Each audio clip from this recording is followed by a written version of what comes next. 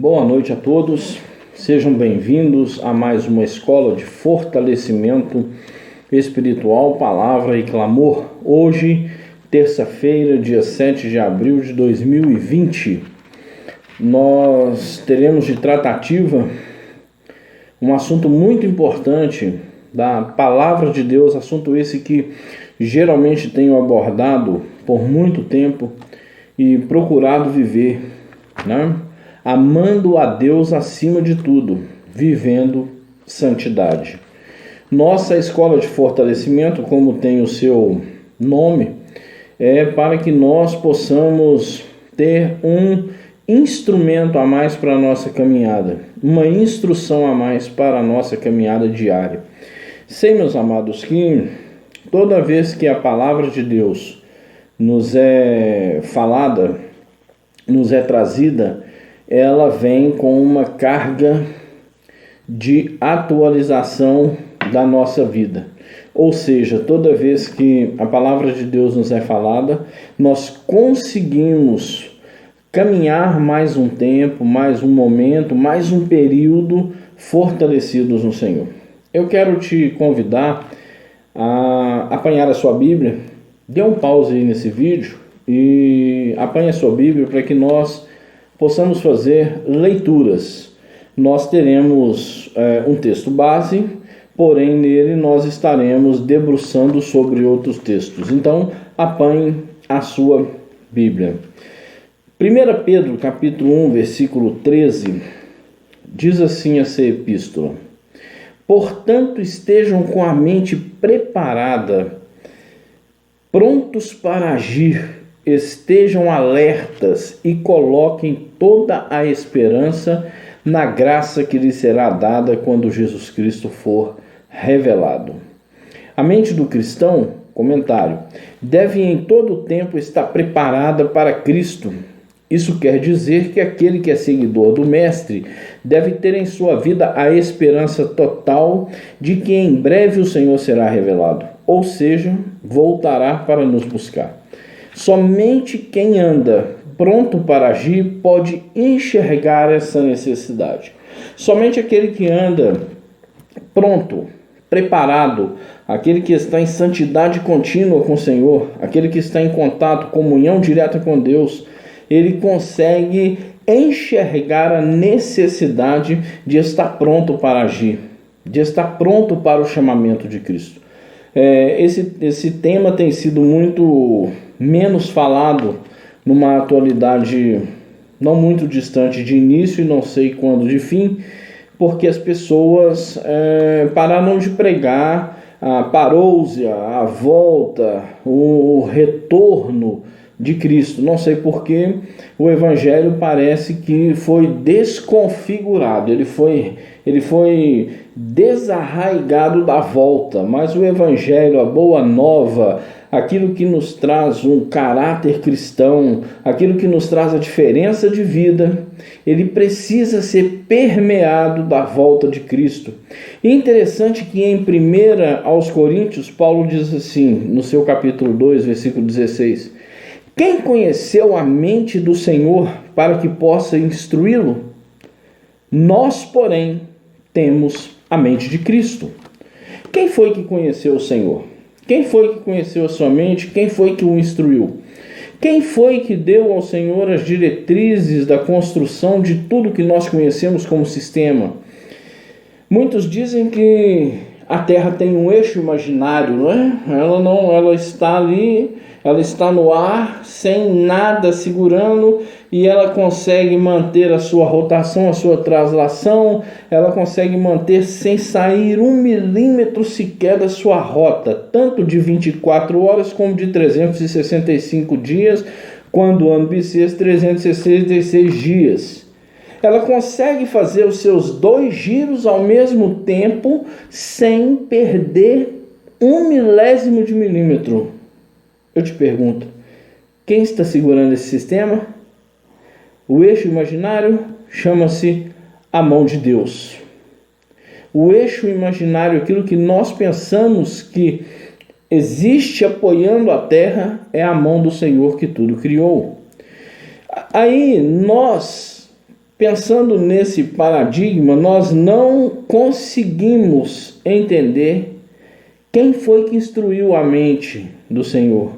Ou seja, conseguimos entender, Deus é autossuficiente, então ele não precisou de que alguém o instruísse para fazer com que nesses dois momentos, tanto de rotação como translação, nesses dois momentos houvesse algo sustentando a Terra no seu eixo imaginário.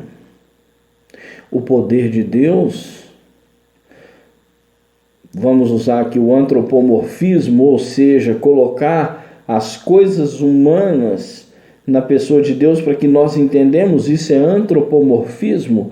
Quando nós usamos essa característica humana para entendermos Deus, nós falamos que a mente de Deus não pode ser, nunca foi instruída.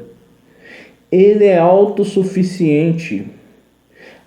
A sabedoria eterna está nele. Agora, nós, porém, temos a mente de Cristo. O que é ter a mente de Cristo? Ter a mente de Cristo é ter o pleno conhecimento através da fé da pessoa de Deus. Aquela pessoa, olha nós usando o antropomorfismo de novo.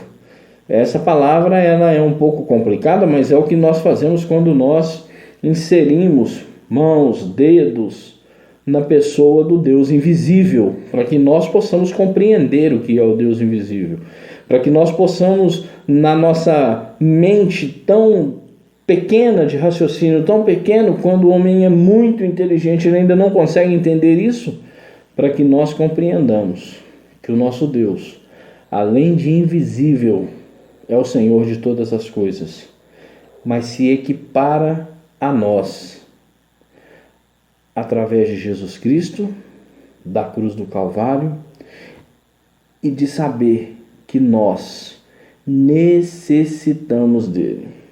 Para isso nós usamos as qualidades humanas para o entendimento. Então, ninguém conheceu essa mente, ninguém instruiu essa mente, mas nós recebemos através do Espírito Santo de Deus, no qual tem nos guiado, nos ensinado, nos preparado para nos levar ao encontro do Senhor, a mente de Cristo. Vamos caminhar mais um pouquinho? Versículo 14 de 1 Pedro, capítulo 1. Como filhos obedientes, não se deixem amoldar pelos maus desejos de outroras, quando viviam na ignorância. Mas, assim como é santo aquele que os chamou, sejam santos vocês também em tudo o que fizerem. Comentário: sendo obedientes ao Senhor, não devemos nos amoldar à estrutura que o mundo nos oferece. Vivemos nele, mas não somos dele. Pois muitos são os desejos de retroceder às coisas do passado, coisas que até parecem boas, mas que levam à total perdição.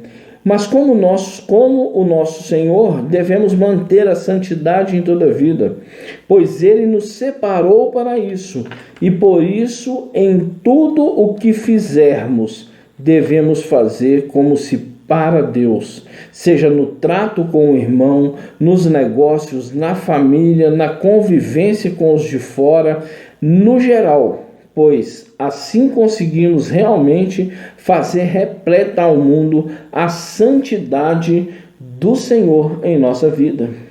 Ser santo não é ser louco, ser santo não é ser alienado, ser santo não é ser fanático ao tal ponto de pensar que é o único ser da terra que detém o poder depois do Senhor, a quarta pessoa da Trindade. Não seria Trindade se fosse a quarta pessoa. Mas há pessoas que, infelizmente, confundem ser santos com ser antipáticos, com ser separados, né? Aquela coisa assim, intragável, intolerável. Não é isso. A palavra de Deus, quando nos fala em santidade, fala em ser separado para o Senhor. E sendo separado para o Senhor, nós precisamos compreender que devemos ser o exemplo todos os dias para que o mundo veja.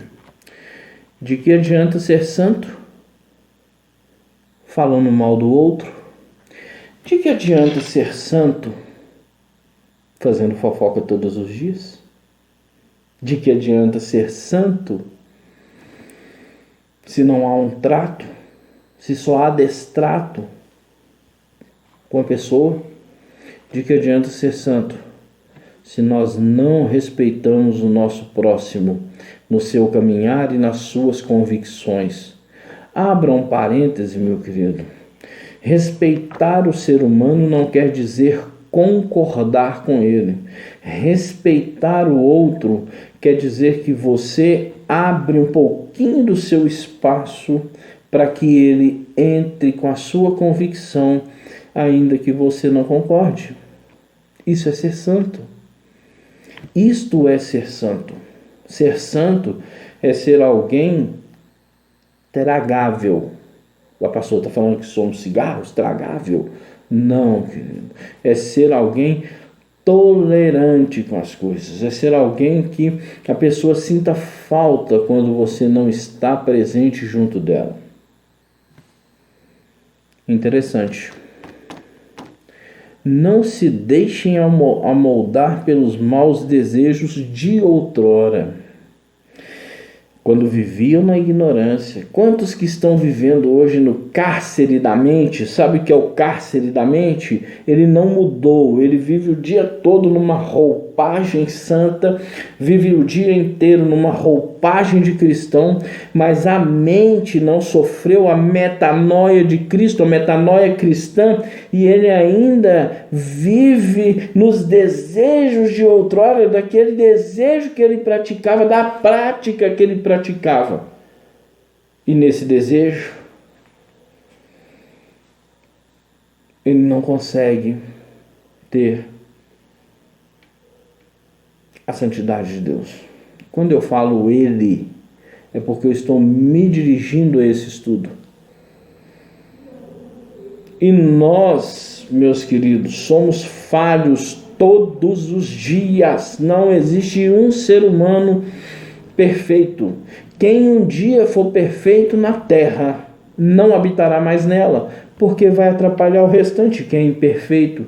Nós estamos em construção diária, e esta palavra serve para que nós, em construção, estejamos à disposição do Senhor.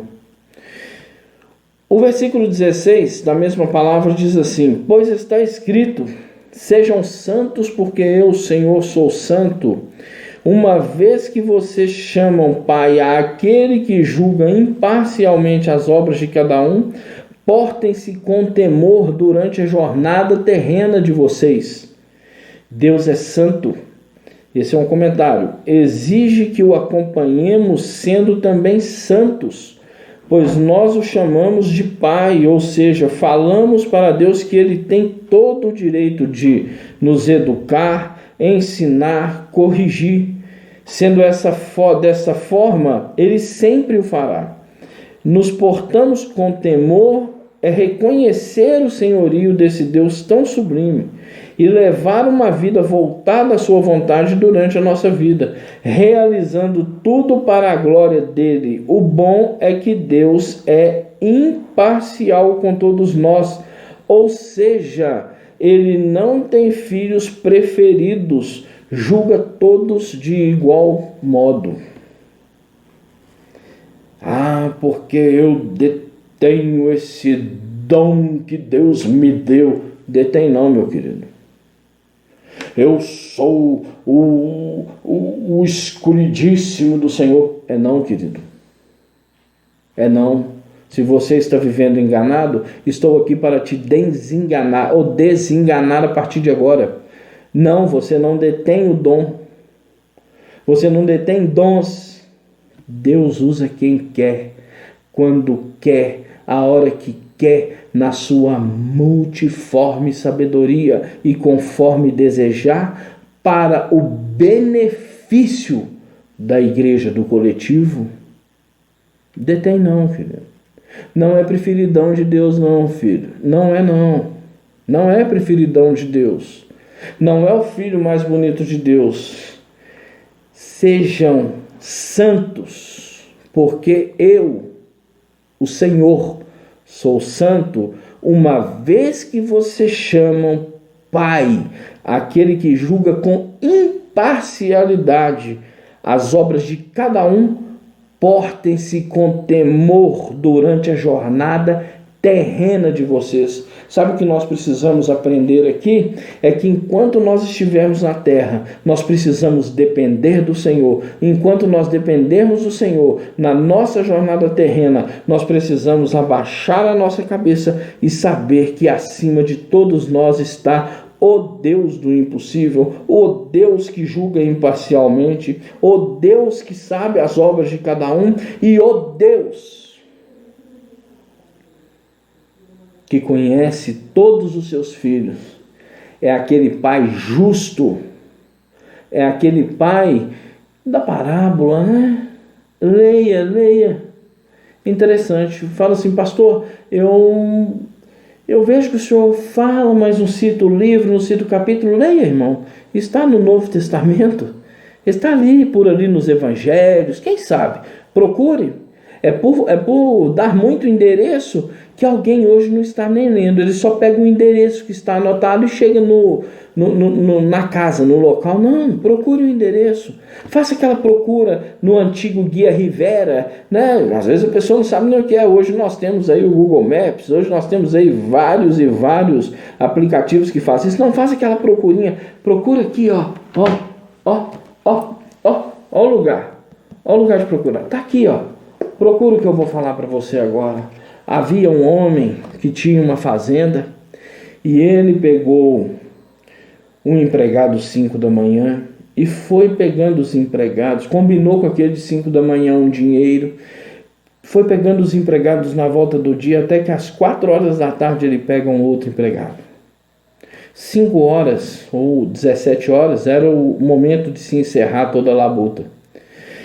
Encerrou-se, todos fizeram aquela fila para receber, entregou aquele dinheiro ao de 5 horas da manhã, que entregou aquele dinheiro também ao de 9 horas da manhã, entregou o dinheiro àquele de meio-dia, entregou aquele que começou às 2 horas, entregou o mesmo dinheiro ao que começou às 3, e aquele que findou às 4 o mesmo dinheiro. Aquele das 5 da manhã veio questionar aquele momento.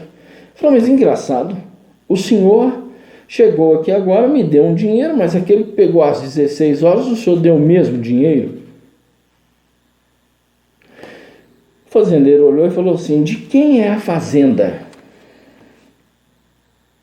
De quem é o dinheiro? Eu tratei com você o quê? Que você pegasse manhã e recebesse um dinheiro. Foi isso? Foi. Eu te dei o seu dinheiro? Deu. Então, nós não fugimos do trato.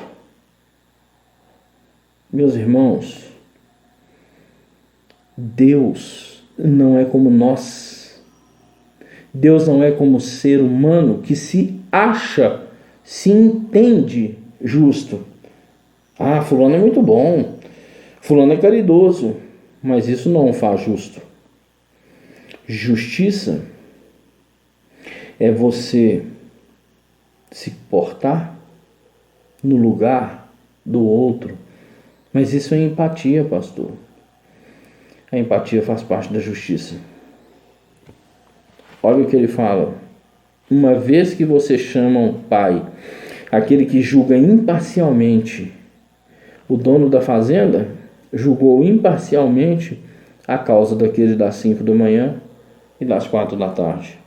Não adiantava então reclamar com ele, porque a fazenda era dele, o dinheiro era dele, o trabalho era dele e ele tinha combinado com os demais. Vamos caminhar mais um pouquinho? O 18 diz assim, e o 19 diz assim, Pois vocês sabem que não foi por meio de coisas perecíveis como prata ou ouro que vocês foram redimidos da sua maneira vazia de viver, transmitida por seus antepassados, mas pelo precioso sangue de Cristo, como de um cordeiro sem mancha e sem defeito. Comentário: todos nós temos plena ciência de que não fomos comprados como os escravos no tempo antigo, com ouro ou prata. Não foi no mercado clandestino, não foi por um preço colocado pelo homem, mas pelo precioso sangue de Jesus que se derramou na cruz do Calvário por cada um de nós. Nós não fomos comprados de qualquer maneira, irmãos. Olha, eu tenho esse aqui, dá uma olhadinha no dente dele. Olha só, interessante esse dente. O dente, ele é novinho, né? Porque os dentes dele ainda tá bem afiadinho. Olha, dá uma olhada aí, o rostinho dele tá bom. Quer dizer, os bracinhos estão bem gordinhos. Se fosse o meu, então tava enrolado, né? Que é bem gordinho. Então, os bracinhos estão bem gordinhos aqui. Vai trabalhar por um bom tempo. Eu te dou aqui 2 pecinhas de prata, uma peça de ouro nele, e aí eu vou explorá-lo até... Vamos ver o que vai acontecer. Não foi no mercado assim. Nós não estávamos no mercado para sermos comprados. Nós fomos comprados não com coisas corruptíveis. Nós não fomos comprados com coisas que se perecem. Uma hora ou outra ela vai se perecer. O metal mais precioso, ele vem da terra, ele se perece. Não, nós não fomos comprados com isso. Nós fomos comprados pelo precioso sangue de Jesus Cristo. E o precioso sangue de Jesus Cristo derramou naquela cruz por mim e por você, pecadores que não merecíamos absolutamente nada. Tudo feito por misericórdia e graça do Deus Altíssimo. Colossenses 2:14 diz assim: e cancelou a escrita da dívida que consistia em ordenanças e que nos era contrária. Ele a removeu pregando-a na cruz. A escrita da dívida, eu vou apanhar um pedacinho de papel aqui. A escrita da dívida estava lá, a famosa notinha promissória antiga, né? A camarada vinha, escrevia aqui, me deve tanto e tal, e pronto, tá aqui. Jesus Cristo falou assim: vamos fazer o seguinte, me dá essa nota promissória aqui. Me dá essa nota espiritual, me dá o que você tem aqui contra ele. O que você tem contra ele? Olha, eu tenho uma dívida disso, ele é mentiroso, ele está afastado de Deus, ele está assim. Bom, então, é só esse probleminha aqui? São só esses? Esse aqui essa é a listinha completa? É a listinha completa, me entrega ela aqui. Pode fazer o seguinte: cravo nas mãos, cravo nos pés, coroa de espinho, pode me dar umas bofetadinhas aqui, sabe? Eu vou lá, e assim que eu vencer, eu vou fazer o seguinte, porque eu vou vencer, eu estou indo para lá para vencer.